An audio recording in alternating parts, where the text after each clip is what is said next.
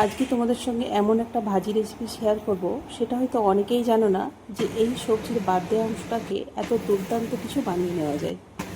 কড়াটা গ্যাসের মধ্যে বসিয়ে মিডিয়াম গরম করে ওর মধ্যে 3 থেকে 4 চামচ সাদা তেল দিলাম, মানে ভাজতে যে পরিমাণ তেল লাগবে। ওই তেলের মধ্যে 1 চামচ পরিমাণ গোটা জিরে আর কয়েকটা কারি পাতা সামান্য নেড়ে চেড়ে নিয়ে 2টো শুকনো লঙ্কা আর একটা বড় সাইজের পেঁয়াজ কুচি করে দিলাম।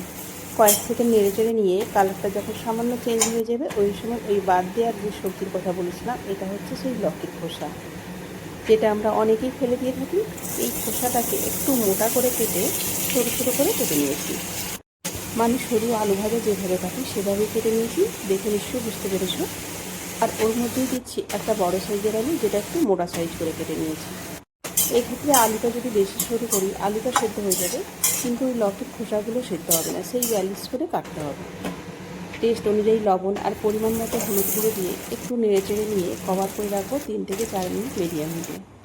3 থেকে 4 মিনিট পর কভারটা খুলে যখন সবজির এক্সট্রা জল শুকিয়ে যাবে, ওই সময় 1 চামচ পরিমাণ কাশ্মীরি লঙ্কা গুঁড়ো, কয়েকটা কুচি করা রসুন আর 2টো চেরা কাঁচা লঙ্কা দিয়ে 1 থেকে 2 মিনিট নেড়ে চেড়ে নেব।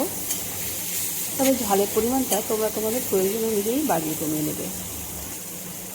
নেড়ে চেড়ে নিয়ে আবার কভার করে গ্যাসের ফ্লেমটা লো হিটে রাখলাম। 2 থেকে 3 মিনিট পর কভারটা খুলে, মানে যখন সেদ্ধ হয়ে যাবে, তার মধ্যে মাঝে মধ্যে আমি নাড়িয়ে চাড়িয়ে দিয়েছিলাম।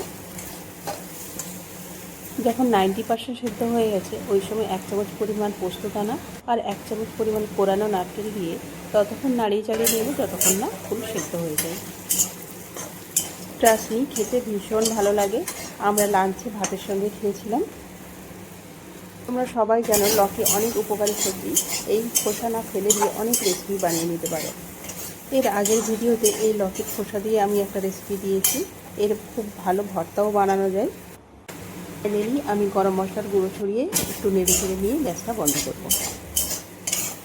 আর বিশ্বাস, এই পদ্ধতিতে তোমরা যদি বাড়িতে বানাও সবারই ভালো লাগবে। সত্যিই বলছি, ভীষণ ভালো হয়েছিল খেতে। বাড়িতে একবার বানিয়ে দেখবে। আর ভালো লাগলে লাইক করবে, আর ফেসবুক থেকে যদি দেখে থাকো পেজটাকে ফলো করবে, আর ইউটিউব থেকে যদি দেখে থাকো সাবস্ক্রাইব করার অনুরোধ রইল।